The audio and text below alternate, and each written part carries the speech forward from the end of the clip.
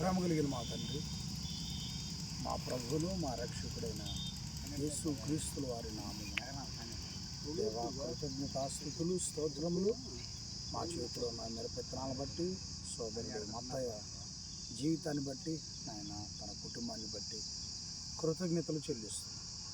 మత్తయ్య వ్యవసాయాన్ని ఎన్నుకొనే కష్టపడతా ఉన్నాడు తండ్రి.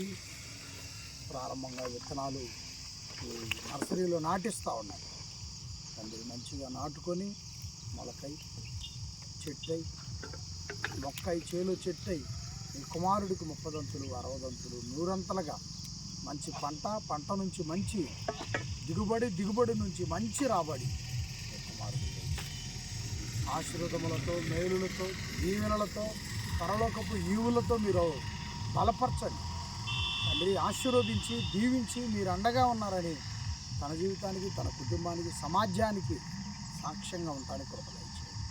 యేసు ప్రభు కృప తోడుగా ఉంచండి. పరిశుద్ధాత్మల వారి యొక్క పరిరక్షణలో నడిపించండి. కృతజ్ఞతలు చెల్లిస్తాం. ప్రభు గారి ప్రార్థన అడిగి వేడుకొనిచున్నాం తండ్రి. ఆమేన్.